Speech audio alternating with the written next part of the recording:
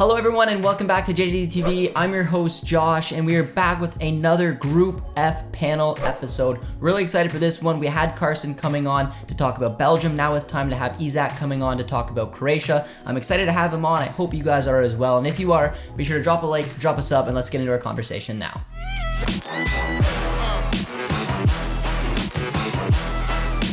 All right, everyone, it is time for the second episode of our Group F panel. This time we're going to take a look from the Croatian perspective.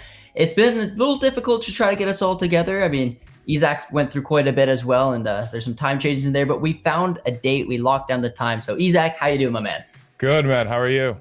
I'm doing good. I'm excited to get on going because I'm looking back at that last window. I feel like Croatia, you guys are probably the ones with the most confidence out of this group. So why don't you tell us a little bit about what happened in the previous window and the two results that led you guys to go to the Nations League final? Yeah, so we were able to beat Denmark 2-1 and then Austria 3-1. There were some shaky moments throughout both those matches, but we got the results at the end. We're looking like a lot more of a confident bunch. We topped the Nations League group, making us go to those knockout semifinals. We could finally win an international trophy. We'll see. Maybe the World Cup before then. No, I still don't think we're favorites for that at all. But I still have more confidence in this World Cup, definitely at least in the group stage. Before I was really iffy about it when the draw first happened, even when the Nations League groups were announced. Coming up against France, Denmark have very much improved over the years. I thought we were going to get third. I thought we might be able to just squeeze out because we were so bad early in the Nations League, but it seems like after the World Cup 2018, obviously we did have our struggles, but we seem to be improving a lot since then. Yeah, I mean, the fact that we all, I think, probably would have predicted that Belgium was the favorite. Maybe not everyone, but a lot of people out there thought that Belgium would have been one of the favorites. And I think from that window right now, you guys look fantastic. I think it's a huge opportunity. I think you guys genuinely have a really good chance of winning the Nations League, which would be a very cool accomplishment for a country that's obviously risen quite a bit, made it to a World Cup final, but there's got to be some individual elements about this as well. So when you take a look back at this last window and this pretty impressive run that you guys have just went on to make it to the finals of the Nations League and preparing for the World Cup, what was the biggest positive you had taking a takeaway from the previous window, and what was your biggest negative? So the biggest positive probably is how much we were able to rebuild. Just throughout the entire Nations League campaign, it seemed like we really were building momentum. We had a hefty loss to Austria at the beginning, 3-0 at home as well, and we were able to pick up from that. We were able to, that was considered the worst team in our group, respectfully. Just on paper, not the likes of Denmark or France who are in the World Cup. France, World Cup champions as well. Everybody, it's half and half between France. Obviously, there are some people that are predicting, that the World Cup curse will happen, but there's still no neglecting how amazing their squad is. Yes, they suffered some injuries in, the last window and the window before then as well, but they still have so much depth that I think it really is still a proud achievement to beat a squad like that. So we were able to get a win against them and a draw. I would say the fact that we were able to rebuild from that wake-up call against Austria. I mean, Dalic had a lot of work to do after that, obviously. He was able to experiment a lot with the back line, and throughout the campaign, we figured out that our back line's actually looking better than it was in 2018. I mean, we had Lovren and Vida back then. They were a great duo, don't get me wrong, but now we're experimenting with all these youngsters, Sosa, Gvardiol, Šutalo, Stanisic, and they're all great. They've all had their moments in this Nations League campaign, and I think that's probably the biggest positive is that we kind of have that back line sorted. It was a huge doubt at the beginning, but now I'm feeling a lot more confident that we can put up great defensive displays. The thing I'm going to point out as a negative is it still seems like we're kind of struggling in the attack, specifically in the center forward role. Right now, Dalic has been relying on this certain center forward named Budimir, who has not been excelling to the likes, obviously, of Mario Mandzukic. That was a huge critique for Croatia in general, that we wouldn't be able to live up to that 2018 squad when we're missing the likes of Mandzukic, Rakitic, Subasic.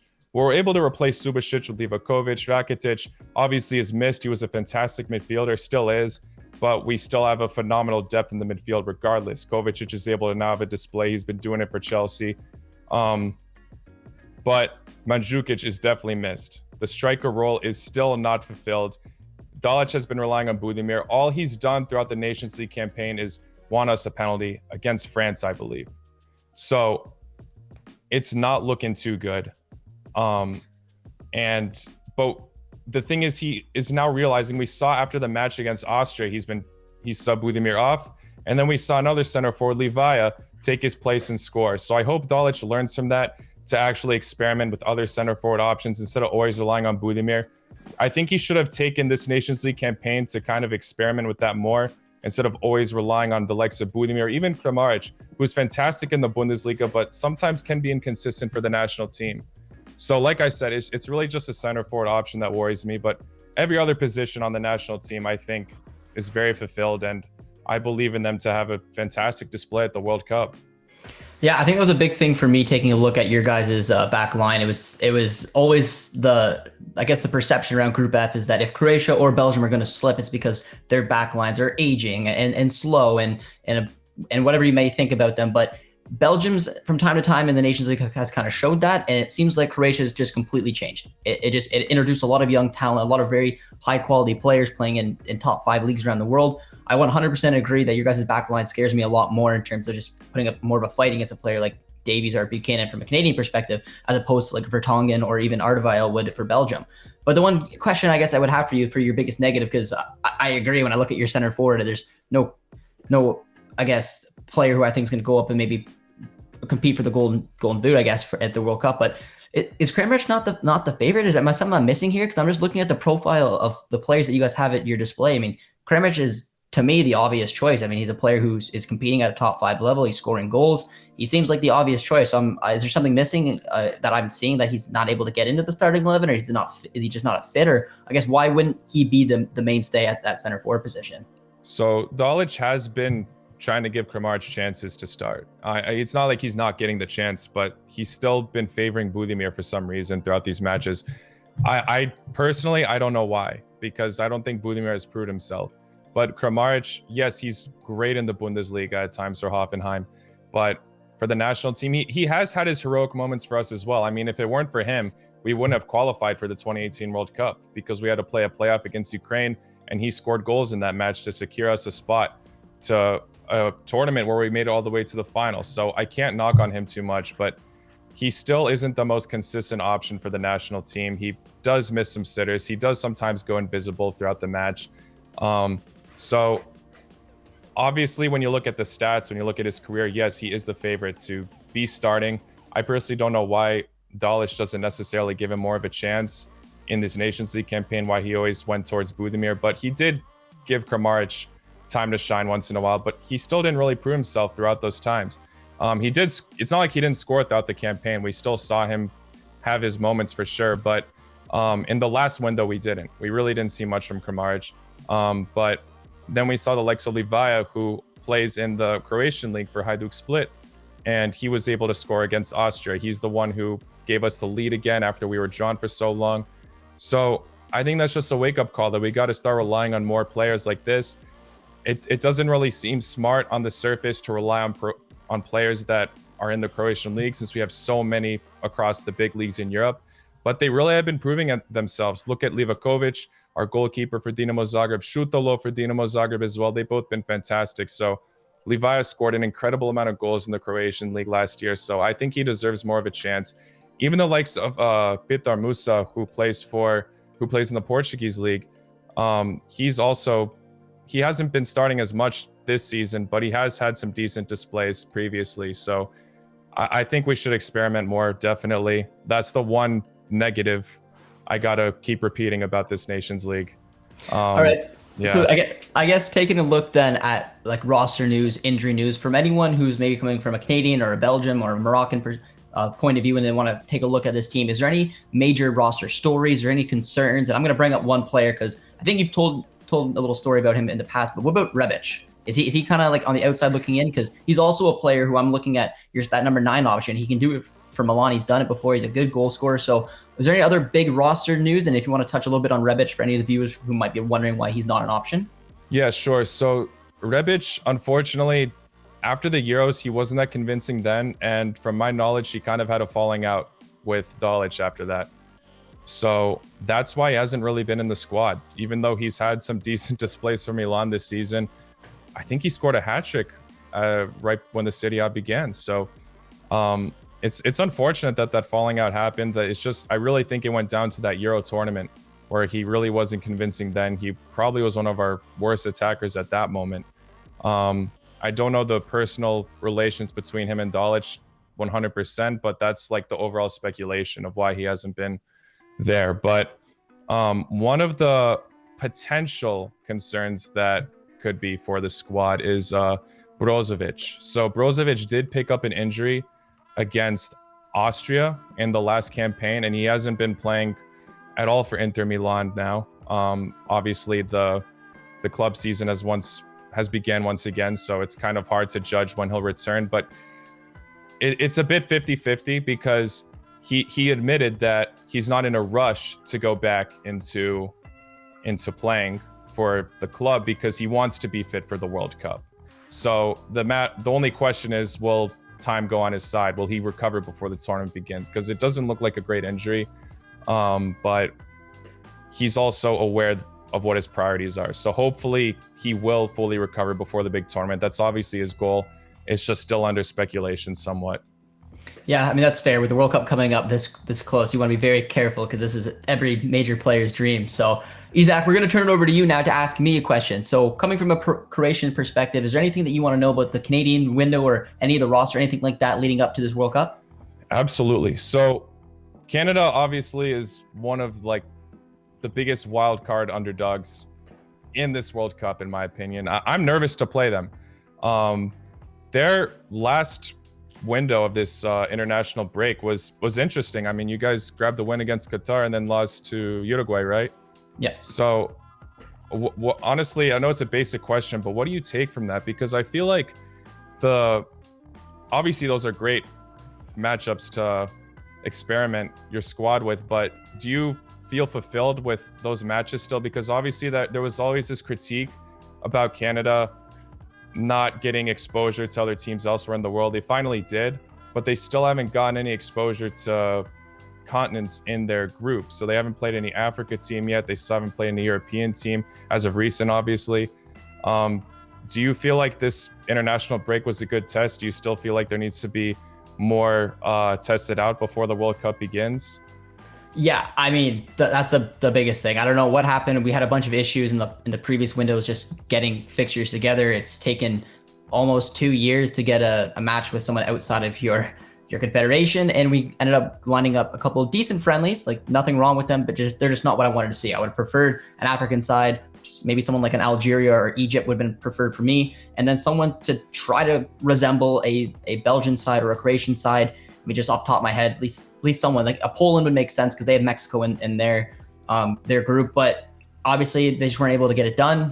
Canada had some issues that way, so that was a little disappointing. And then our final friendly is against a good nation. I'm excited to play Japan, but again, it should have been like a Poland, someone like that, especially a European nation, because we have two of the biggest European nations in our group. But all that aside, I can't complain because we haven't played someone outside of our confederation in years.